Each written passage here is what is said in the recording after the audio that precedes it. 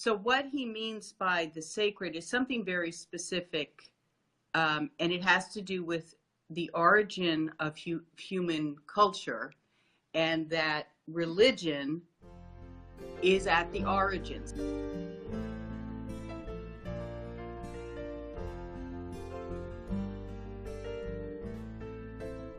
Hi everyone, it's Adam Erickson here, and hey, I hope that you're having a great day.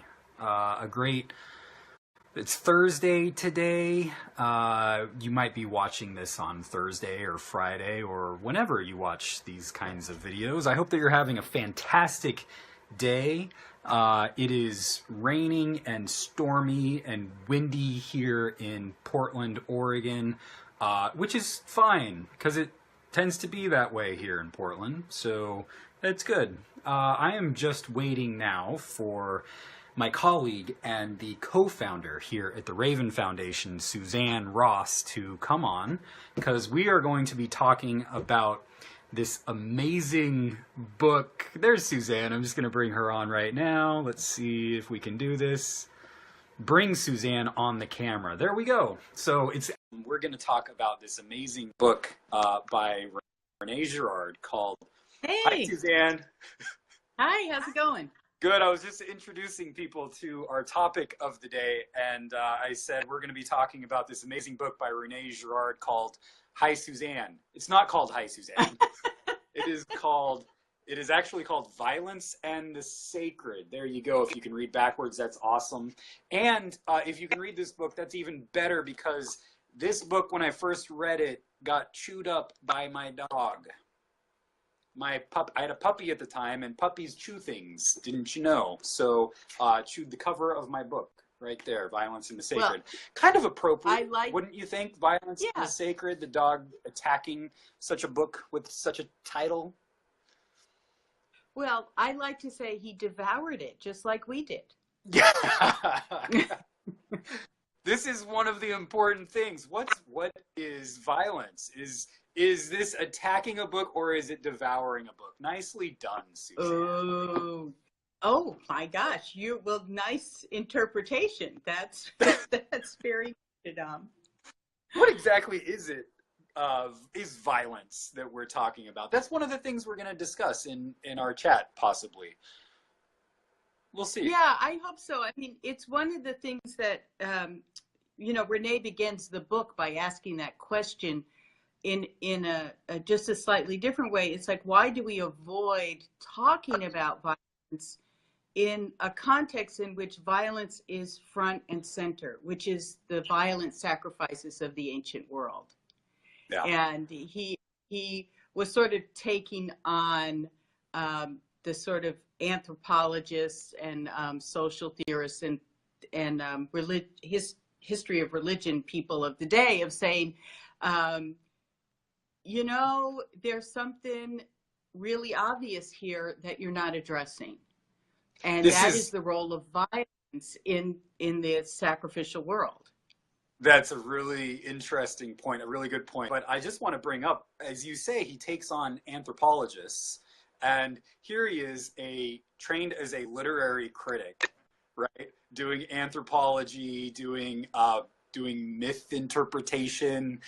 This is one of the reasons that Girard gets in a little bit of trouble, because he dabbles all over the place in these different disciplines. And you're supposed to, in the academic world, stick with your own discipline. And so he gets into a lot of trouble, and people often don't take him seriously because he's trained as a literary critic going into anthropology and theology and all of these different academic disciplines. Exactly. But I think it's part of what made him able to see things more clearly, is that he was coming to these disciplines sort of from the outside. He wasn't steeped in this is how we've always done it way of approaching things. And he actually started out as a historian, so he was clearly, trained in how to do research and to understand and read texts and so forth. So, he's just one of those incredible intellects who was able to conquer a number of disciplines, but then see the way they're connected to see patterns. And apparently, I understand that's what makes someone smart. It's not how much you can remember, but how well you see connections between the things that you're studying. Wow, this man was a genius at connections. Yes. Well, Sam Sorich is watching. Oh, good. I'm so glad. Hi, Sam. That just did not look really good, putting my thumb or my hand over the camera. Oh, me going like this, yeah. No, your waving was awesome. Me going like this, that was not good. Me going, that's okay. Yeah. Aaron O'Neill is on. Sam is on. We've got some other people on too. I had this problem with my computer and my Wi-Fi this morning. So the way that I usually bring in questions and comments, I'm not sure how I'm going to be able to do that, but I'm going to try. So if you are watching and you have questions or comments about violence in the sacred or anything else related to mimetic theory, go ahead and try to leave those in the comment section, and I will do my best to bring you in. But I am behind the eight ball a bit on. I'm thinking about Sam this morning because he's a filmmaker, and he's doing this really cool video project about the Beatitudes. And Sam, just kind of type in where, I know there's a website and there's the right title for your project and everything, but just type it in and we'll shout it out, because it's really a brilliant idea. And he's a brilliant filmmaker, so it should be a good project. That would be awesome. And Sam, that would be a good way for me to test to see if I can see comments, because I'm hitting all kinds of buttons down here and it's not making sense. There I go again. So anyway, hey, let's try to make some connections. Are you seeing any comments, Suzanne? Yes, it's 8, the numeral 8 beats, BEATS, as in like short for Beatitudes, 8beatsmovie.com. Awesome. Well, I am not able to see the comments. So Suzanne, I will rely on you, if that's okay, to try to bring in comments. I might not see all of them, but I might just see people that I'm friends with, but I'm friends with everybody, so I should. You are so popular. I am just, I am so envious of you right now and your popularity. I am so mimetic. So let's get into this conversation about violence in the sacred. Okay. All right. Yeah, let's do that. You were talking about all the connections that Girard is able to see in these patterns, and I thought that maybe a good way. Here's one of the things that I wanted to say about violence in the sacred right away. Oftentimes, people will post on Facebook channels, hey, what book do you recommend for people who are interested in René Girard to read? To get, an introductory to him. I would never recommend Violence in the Sacred as a way to get an introductory book to René Girard's thought. Much better would be Evolution and Conversion, or Satan Fall Like Lightning. One of those books, I think, would be much better, because this book is tough. It's a difficult book to read. He does so much in it, and it's difficult to process. The first time I read it, I took a bunch of notes, and at the end of every chapter, I tried to summarize what Girard was saying, and each one starts off, I think he's saying this. No,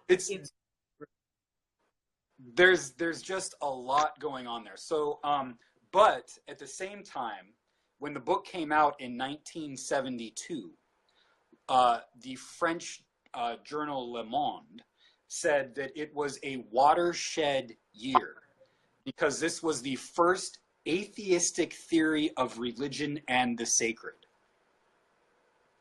This goes to show you how difficult this book is to understand, because René Girard is not an atheist.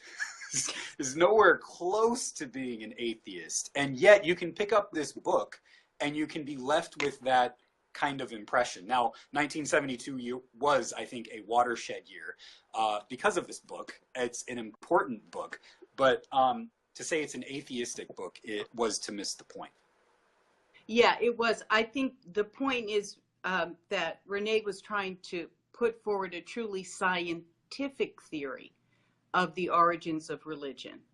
Mhm. Um, that doesn't mean it's an atheistic theory, but it's scientific. And Renee always insisted that his work was scientific, but he also said that his Christian faith was part of his work as well.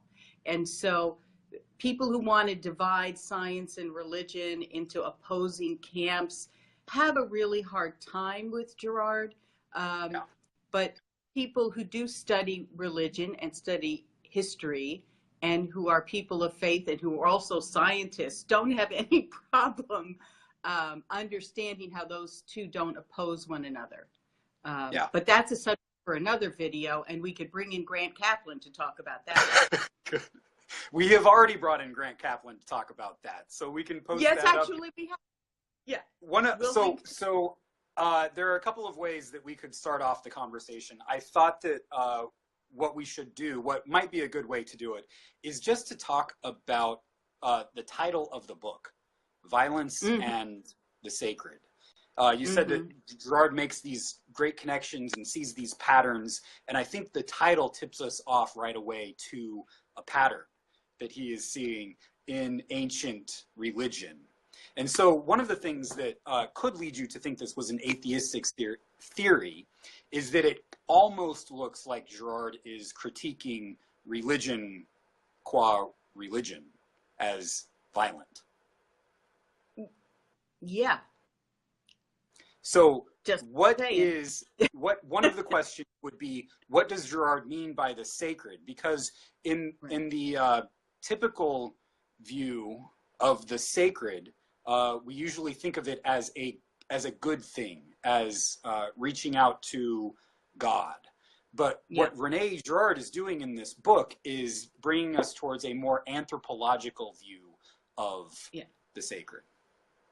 Yeah, absolutely. And it's really important to define terms, as you say. What does he mean by sacred? What does he mean by religion? And Keith is asking this question about René's conversion. I mean, René was, I think, raised in a nominally Catholic family in France, but when he was writing his first book, and it was about novelists, Deceit, Desire, and the Novel, he had a little health scare, and he renewed his commitment to Catholicism. That was in the 60s, I think. It was before Violence and the Sacred, although I think he had already started writing Violence and the Sacred while he was writing Deceit, Desire, and the Novel. Anyway, but so what he means by the sacred is something very specific, and it has to do with the origin of human culture, and that religion is at the origins. There's no human culture that doesn't have religion or some practice of religion. And for him, that means the ancient rituals, myths, and prohibitions that were all around the way society was organized. So societies were all organized around a sacrificial relationship to the gods. And again, by sacrifice, he means literally sacrificing, shedding blood on an altar. In order to appease the gods and establish and maintain harmony in the community. And most of us look back on that and think, well, they were delusional. What made them think that killing a goat or a sheep or even an unblemished, perfect lamb was going to appease like a god? And why would gods demand that sacrifice and that kind of sacrifice? And what Girard realized was that it seems irrational to us, but the origins of these supposedly bizarre practices are in is something that actually happened and happened repeatedly within these proto-human communities. And so they may have extrapolated it in an odd way so that it looks odd to us, but the reality of the origins of the practice is what he was getting at and uncovering. Yes, and the reality was that these sacrifices worked, right? Not so much to appease an angry God, but to appease the wrath that was in the community, right? Yeah. So a couple of months ago, we did a book study that people can watch on YouTube and our Raven channel on Deceit, Desire, in the Novel, right? And Deceit, Desire, in the Novel is where Girard puts forth really the mimetic desire and how we fall into conflict when we're going after the same things. And this, from Deceit, Desire, in the Novel, he goes to Violence in the Sacred and postulates that it's really not our differences, right, that lead us into conflict, as we all just kind of assume.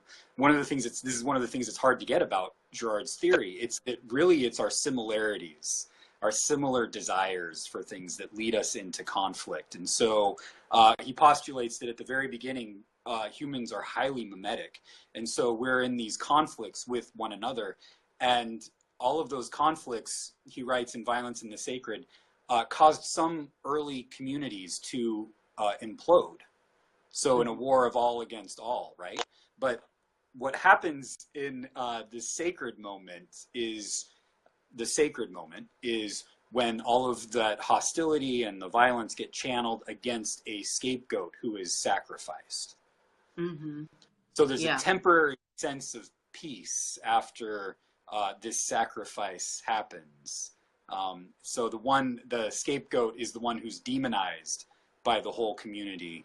And then Girard makes this really interesting flip that's also really hard for us to understand, that while the scapegoat was demonized during his life, right, all of a sudden there's now a sense of peace. And there's this switch that happens that now this one who brought all this chaos and violence to us has now brought us a sense of peace. And out of this sense of peace, the scapegoat gets divinized.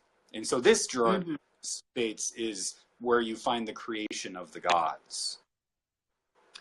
Right. And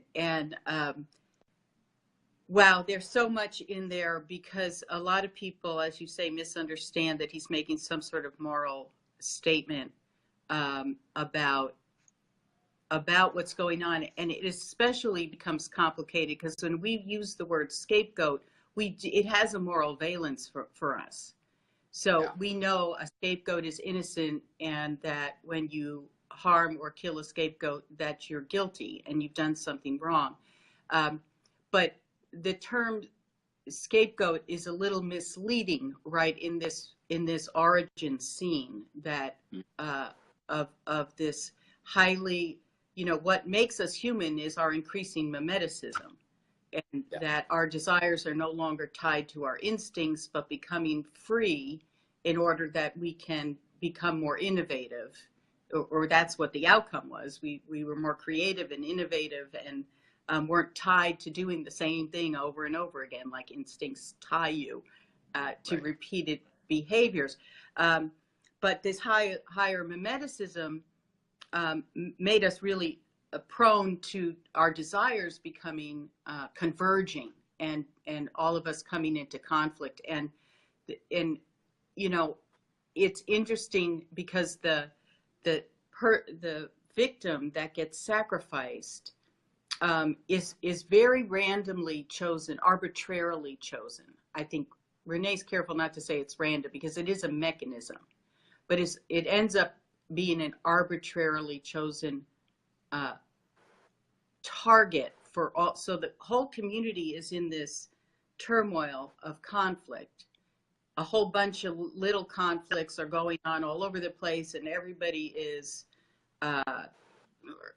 irritated and anxious, and think about how we feel during economic crisis. People are losing their jobs, everybody's kicking their dog and honking their horns, and it's just the community is unsettled.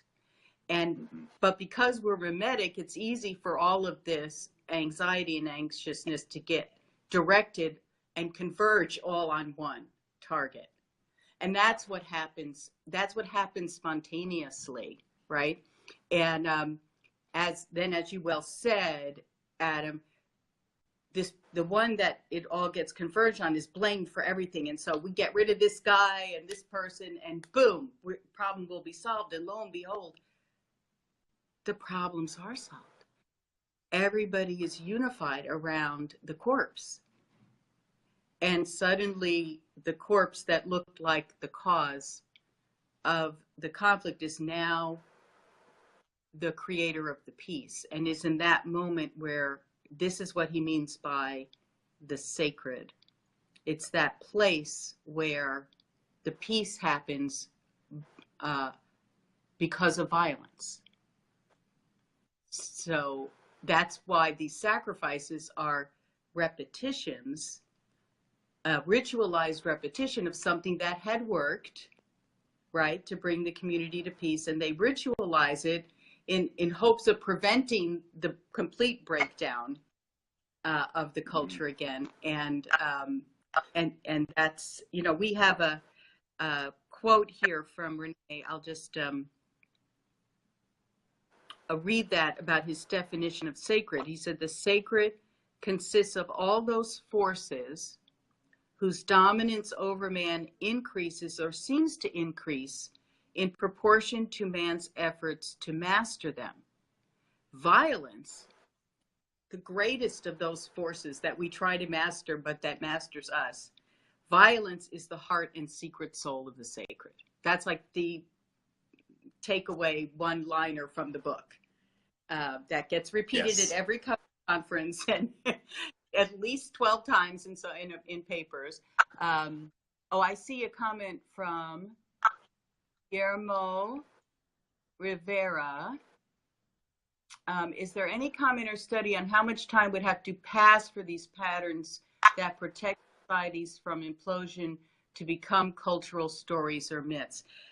This is all lost in prehistory, of course.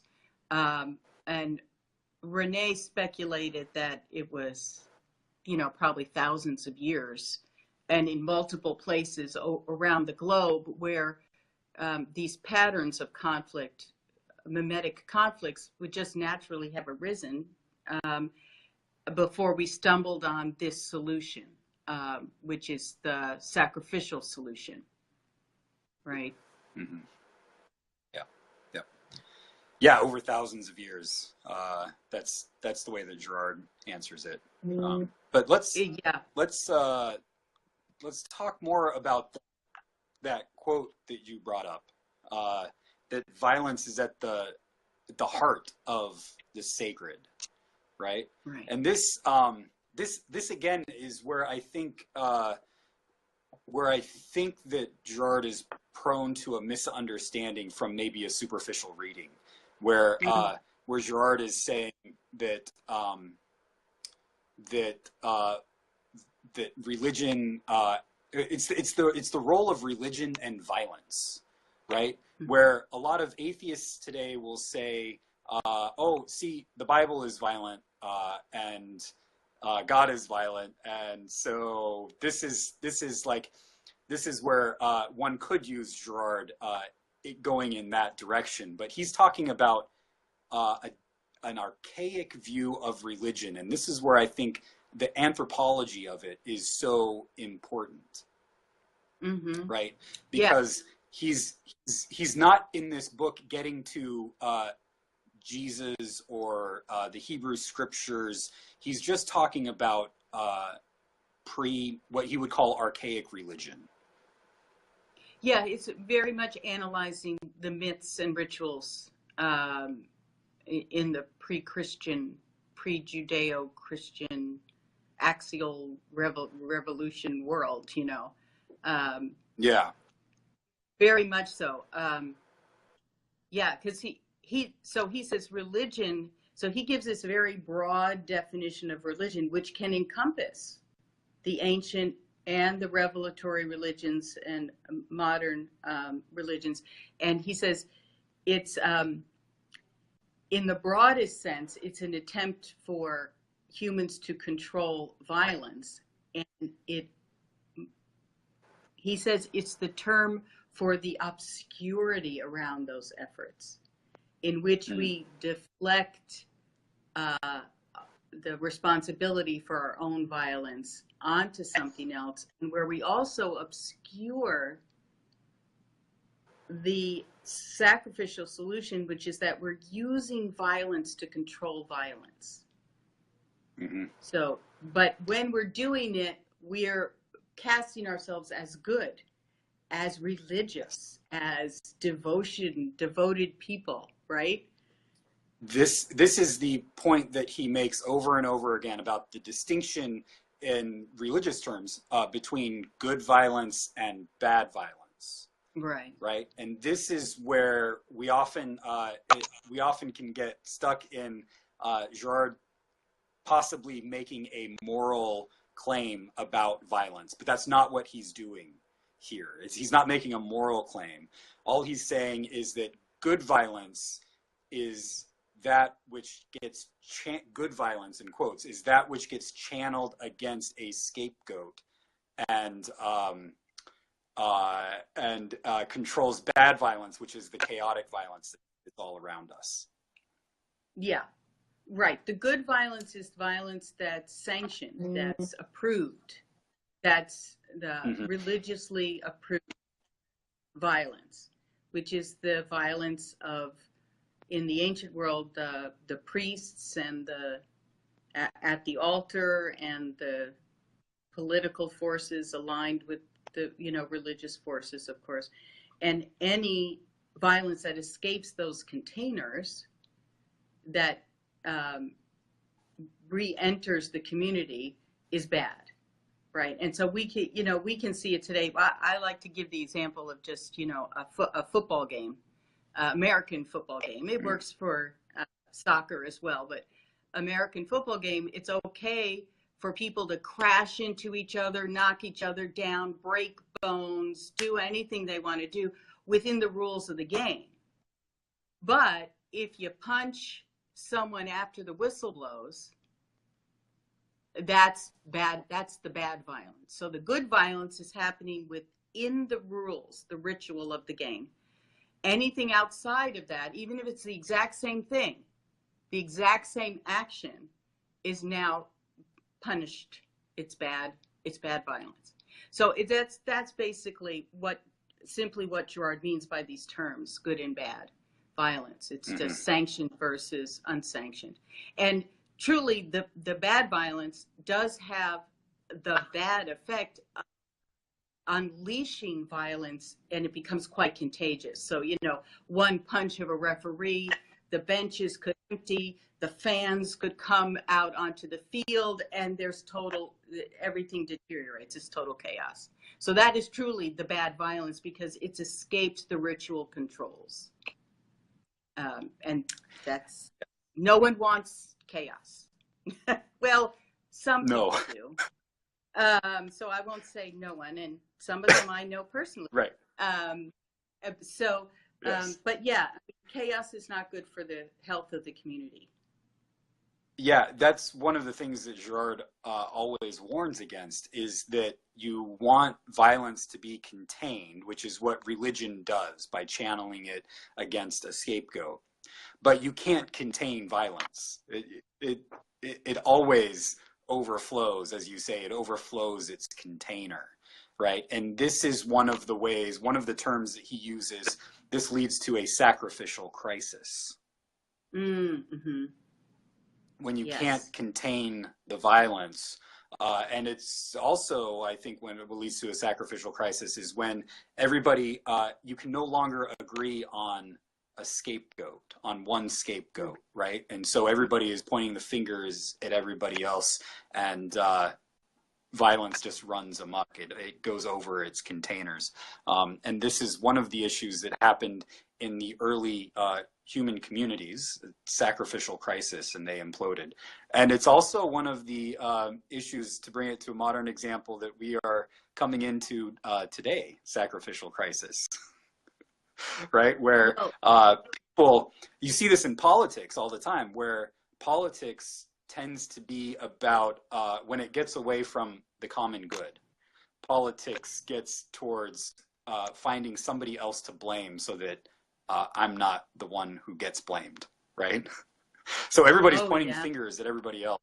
North Korea, Russia, we point the finger at Republicans, point the finger at Democrats, Donald Trump, and nobody is falling for the same scapegoat anymore. No, it is hard to get unity nowadays. It's and certainly, you know, one of the terms that Renee uses in this book, of course, is that a sacrificial crisis is a crisis of difference. And what he means by that is that, you know, go back to that originary scene where the community is all at each other's throats and everyone's kicking their neighbor and no one's plowing the fields anymore. Everyone's angry. That aggression gets channeled against one target. And because it brings peace, suddenly that aggression turns good, because it achieves something good for the community, right?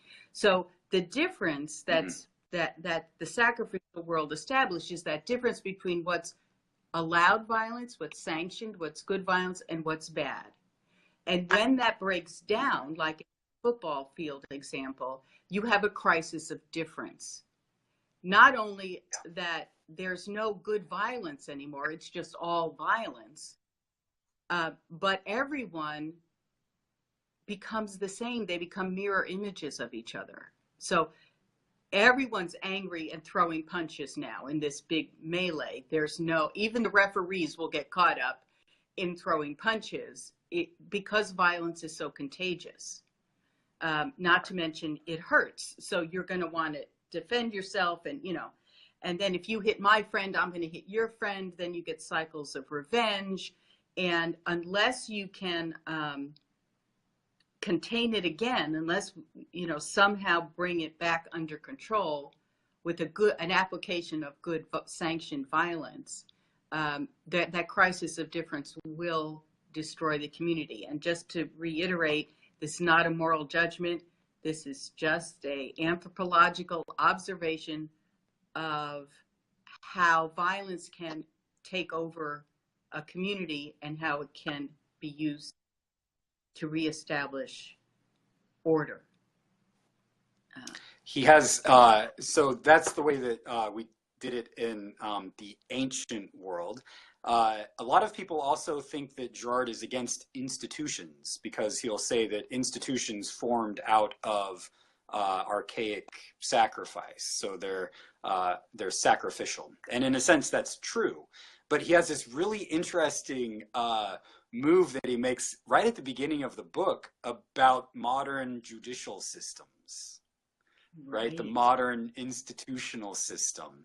And this, I think, is a way that Girard is saying that sometimes these modern institutions are actually good.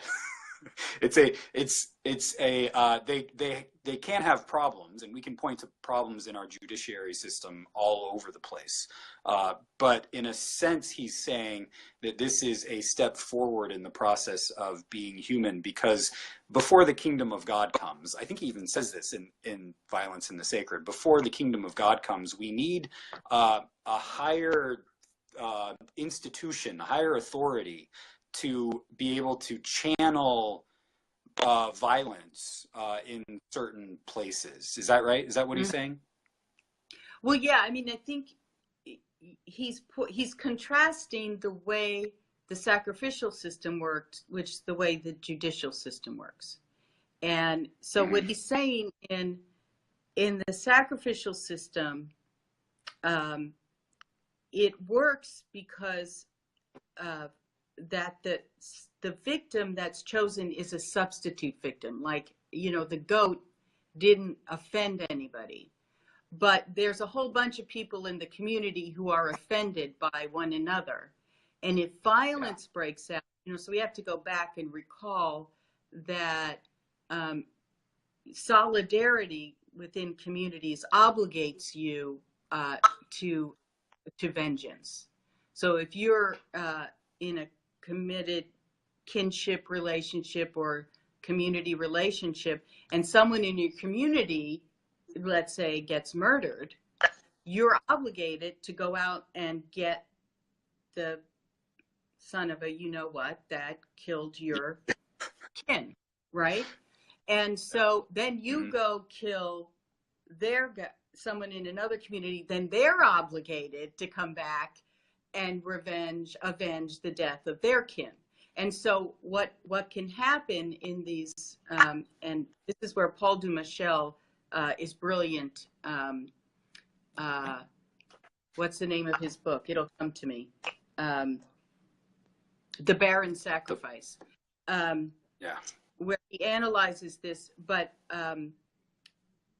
so you can get into these traps of cycles of vengeance. And so sacrifice works because the victim that's sacrificed is not going to stimulate a return act of vengeance. So all of the aggression can be targeted in this sort of festival ritual activity, but it ends the cycle by deflecting. He talks about, Gerard talks about like the marks of the scapegoat, and one of those marks is that they don't have a defender. They don't have somebody to come back and seek vengeance in return, right? So guilt and innocence don't matter. One of the things that matters is that this is a weaker person, somebody who doesn't have a defender. And one of the things that makes the modern judiciary system different is at least an attempt to find the person who's truly guilty. Well, exactly. So I suppose if you want to think that's better, morally better, I don't know if it's morally better or not. By contrast, because sacrifice works by deflecting onto a substitute victim all the aggression. In our world with our legal systems, we have invested the judiciary with enough authority that they can dispense an act of vengeance on the correct person. We are assuming we found the correct guilty party, and dispense the vengeance with so much finality that there's no retaliation. Okay. And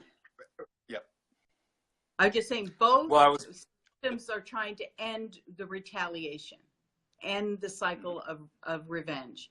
And they just do it by a slightly different focus. One shifts onto a substitute. The modern judiciary system is prone to sacrificial crises when it doesn't do its job effectively, or when it, as you say, like it doesn't, the containers of violence don't hold it in, or when it misses the mark on the person who's truly guilty, or the judiciary relies on being impartial. Right. So that both sides do not have any cause to think they haven't been properly represented. And so impartiality is essential, and part of why our legal system goes so slowly. It is in direct contrast to a mob or a spontaneous act of vengeance, which goes really fast, and no one has a chance to defend themselves.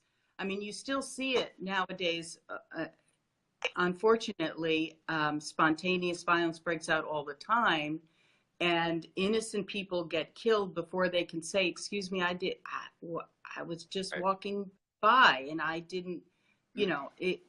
And so the judicial system is slow on purpose to ensure that everyone is heard, that impartiality is, at least the illusion of impartiality is preserved, and that when the judgment comes down, it's seen as final. Right. You can appeal it, then there's ways to go to appeals, but you don't take up arms and take the law into your own hands. See, the vengeance now is in the hands of the legal system, not in yours. Yes, and when we have people going after judges in the judicial system, we're calling for a sacrificial crisis. It's very dangerous Yeah, to critique that. Although, go ahead. Not to name names, but it is very dangerous Right. for someone in the executive branch to be calling into question the impartiality of the judiciary. Is calling for indeed this crisis of difference, where now where's the so-called good judgment, if you want to say, instead of vengeance, where's the good judgment happening? If you can't trust that it's happening, then you're going to have to do it yourself. Right. Yeah. Just how it works. Yes. So we are coming to the end of our time. And so thank you, Suzanne, for this conversation. And thank you, everybody, for watching. This is our first in our series on violence and the sacred.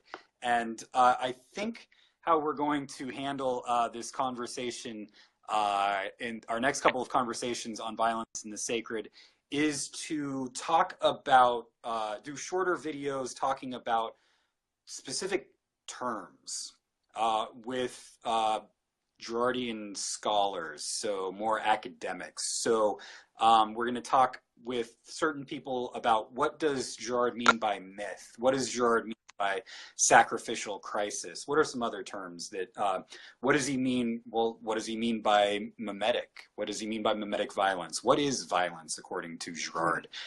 So we're gonna invite some more academics to come on and talk with us about those terms. And so keep up to date on those conversations on the Raven Foundation Facebook page and the Raven Review website. And also there's a big section in Violence and the Sacred on Freud and the founding murder and the Oedipal triangle, which we'll get into, I think, with, I have someone in mind for that. So good. I won't name that we've invited this person to join us, but yes. Yeah, there's some really good, interesting material in there that we'll have some fun conversations. Yeah, twins. What is Girard going with the whole twins thing and mimetic doubles and stuff? So those are also really cool things that we can talk about. So monsters, yes, awesome. So thank you everybody for watching. Stay up to date on the Raven Foundation Facebook page. Until next time, grace and peace be with you. Bye-bye. Bye-bye.